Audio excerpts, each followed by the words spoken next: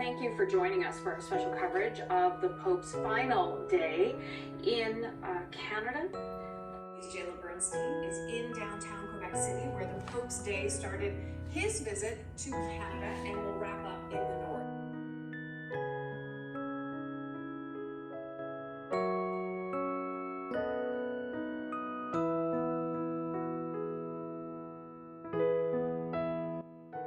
Throat singing impacted the Pope, proof of their resilience that Inuit culture lives on. And now the Pope's main venue will be right there. That's the school. We have been to the rehearsals, we've spoken with the singers, the dancers, the drummers about what they want from the experience. His final stop on his last day in Canada, and we expect him to arrive in Iqaluit around 3:30 p.m. Eastern. Once there, he will meet with residential school survivors, take a tour of the city before flying home to the Vatican.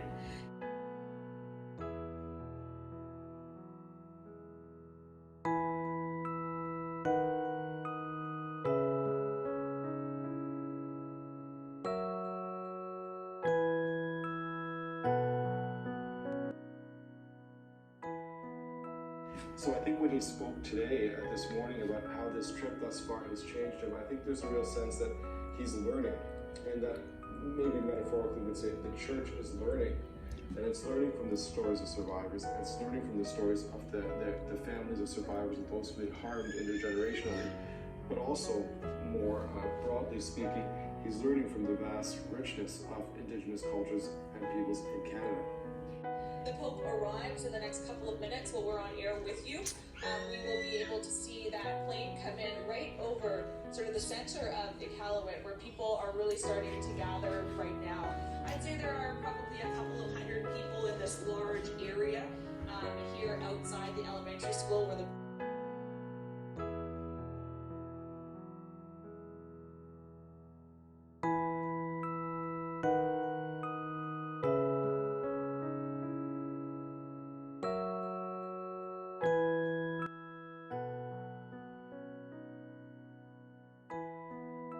Pope Francis, and that is at the airport. They are at the tarmac. Among the people who will be there, of course, or who are waiting now, will be the Commissioner of Nunavut, the Premier of Nunavut, the Deputy Mayor of one of the jurisdictions there, as well as the Northern Affairs Minister, and there will be 2 survivors, I understand, who will also be there to receive Pope Francis as he departs from the plane.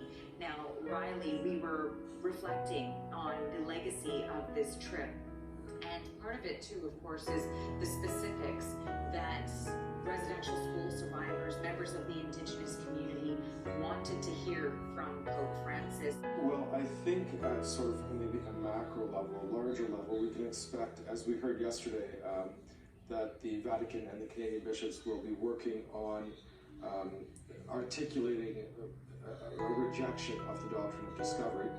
And so that's work that will be done, let's say, with the Vatican in conjunction with the bishops. That type of work is important. But the day-to-day work, the hard work, will take place here in Canada. And I think that the Pope isn't going to give a blueprint, and nor should he. You know, he doesn't know the context very well. This is his first time in Canada. He knows something of the situation here, but he also has many other things that he's working on. He's very concerned with the war in Ukraine. He's got a deep concern for refugees that are dying as they cross into Europe. So he's got many things, including this, to sort of worry about, not to mention an upcoming synod on the internal governance of the church. So he's probably not in the best position to think about what a concrete plan of action looks like. That's when it comes to us here in Canada.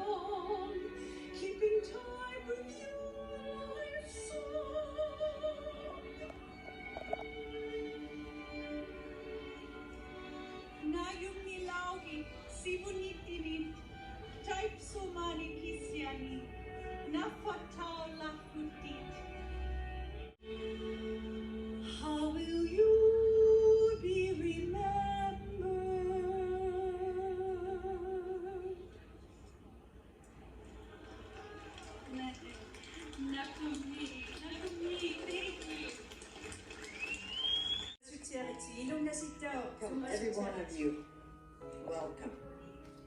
Great pleasure to see you, to be with you, and let us enjoy this moment together. Ate, Professor Hatigi Lutalo. I also wish to welcome Inuit Nunavut. Hukula Hatigit is a group of Inuit style singers and dancers from Cambridge Bay. Together, they have 60 years of life experiences in learning of who they are. Shall we start and welcome all?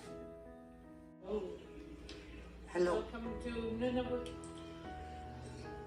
As you watch our resilient people who have survived but also thrived, most importantly. It's you, all of you here and at home, that has helped us get here. The people that weren't part of today, that have gone before us, are here with us today in our hearts. Talba hiwuli ilaw yung talba ni ilaw talba I'm saying those who are party will be present with us tonight. carry them on. I would like to introduce my family as we journey through together as a family. Paglik,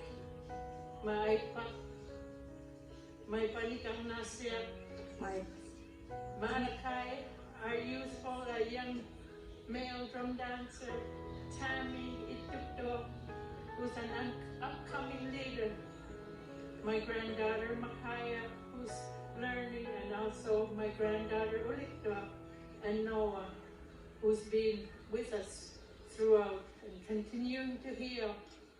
Kwanayla.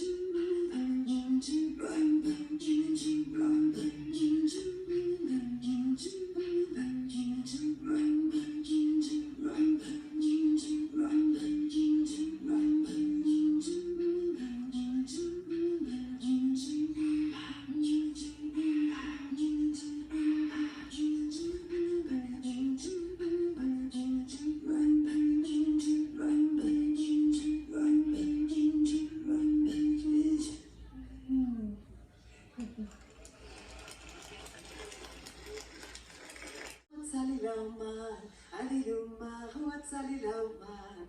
Aliluma, Aliluma, Aliluma, Aliluma.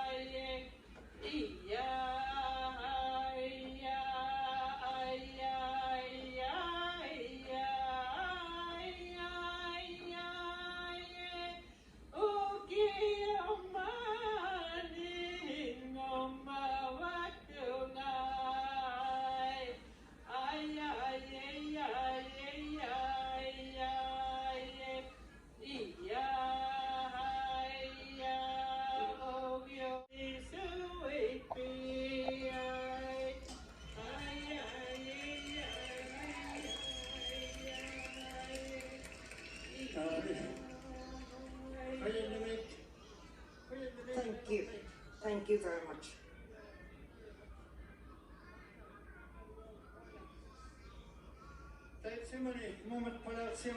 In the old days, we danced when we were happy. We danced with joy. Today, we are happy because the Pope is visiting us.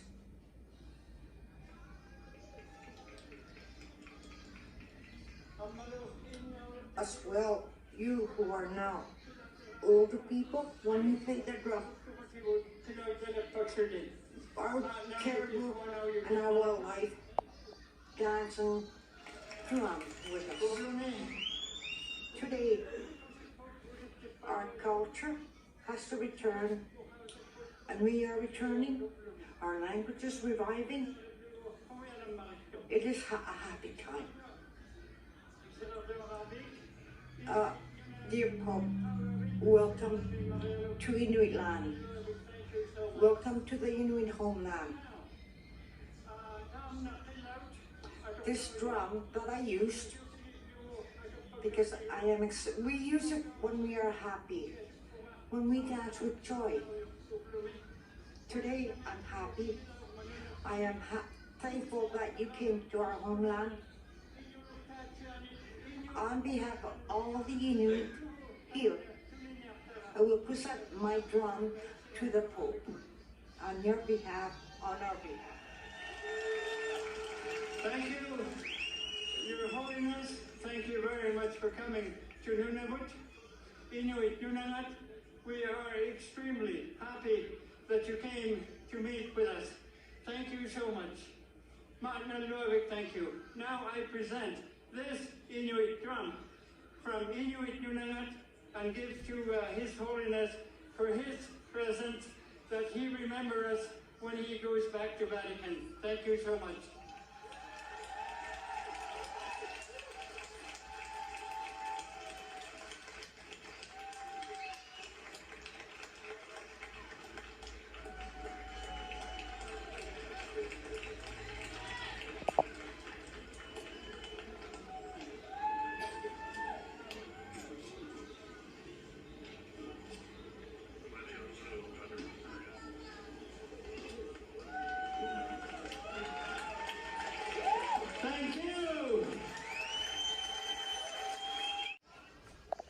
Queridos hermanos y hermanas, dear brothers and sisters, Unusaku, good evening.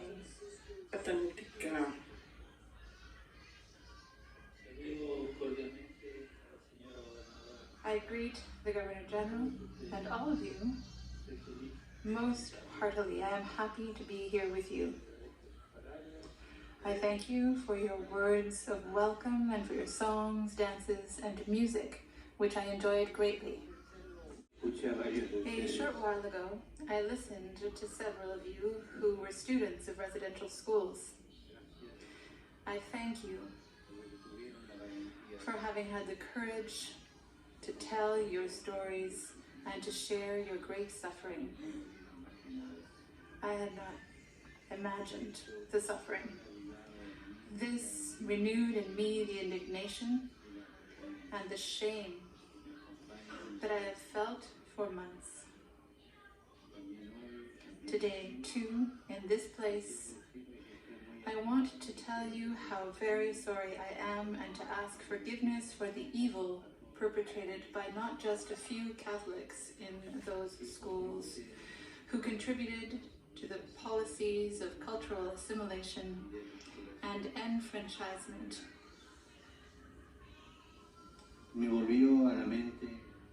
I was reminded of the testimony of an elder who spoke of the beautiful spirit that reigned in Indigenous families before the advent of the residential school system.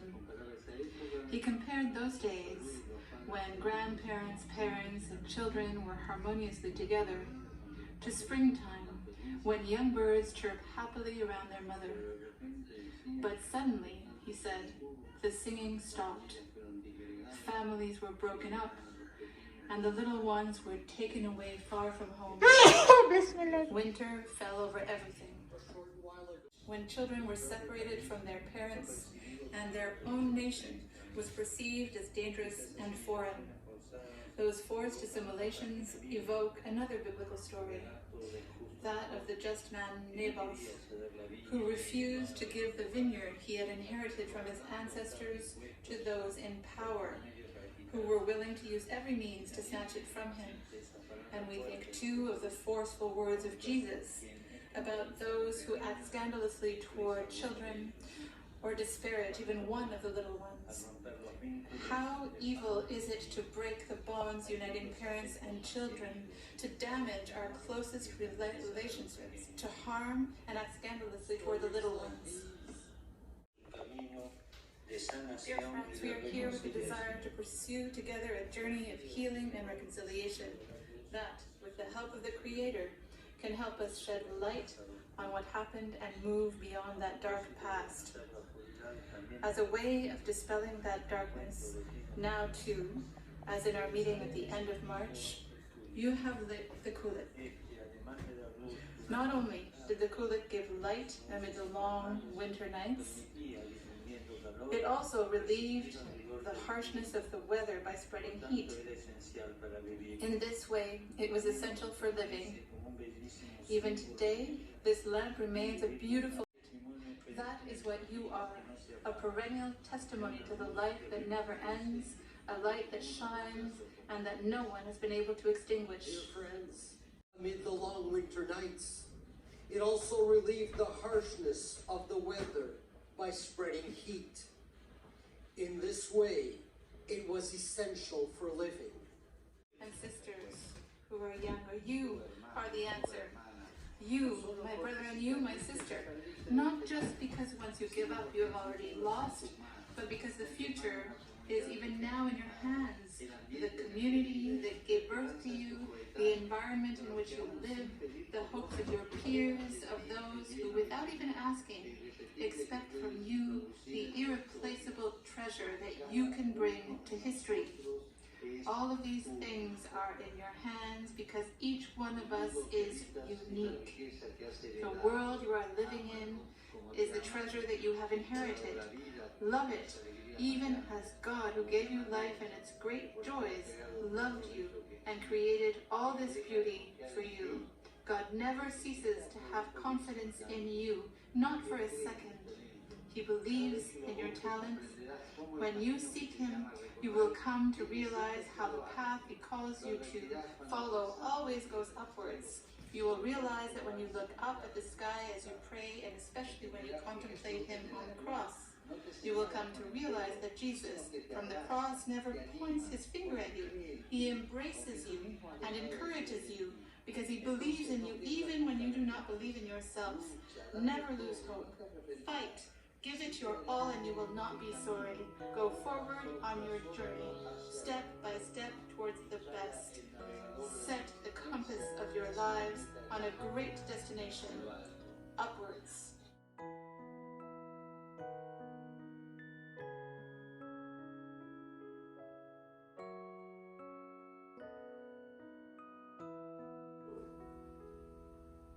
Inyo kinanga tana Jesus say makipasi o matine amaro ilisinurima okaponga koyan namin.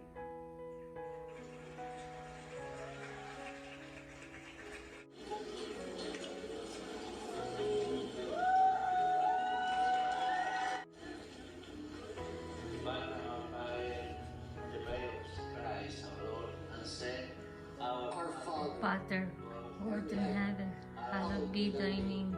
Thy kingdom come, thy will be done, on earth as it is in heaven. Give us this day our daily bread, and forgive us our trespasses, as we forgive those who trespass against us. And lead us not into temptation, but deliver us from evil. The Lord be with you, and also who made the heaven and earth. Our help is the name of Lord. May Almighty God bless you, the Father, the Son, and the Holy Spirit. Amen.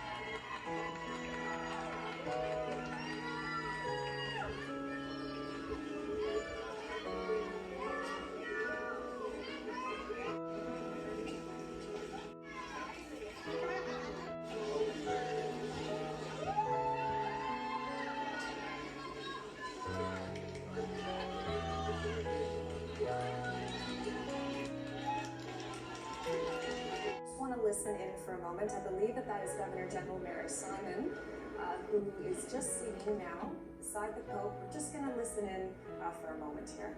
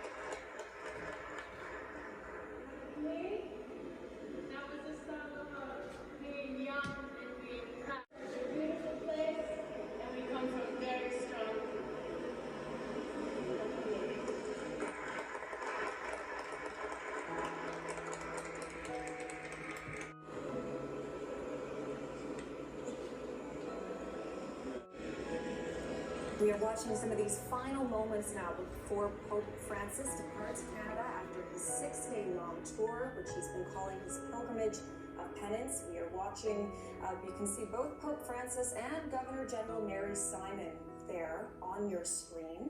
She is part of this final ceremony as well. I want to provide a few details of what we just heard and what we are also expecting to see in the next few moments. So the Pope is going to be escorted past a salute of a guard of honor before he boards that plane and makes his way back to Rome, back home to the Vatican.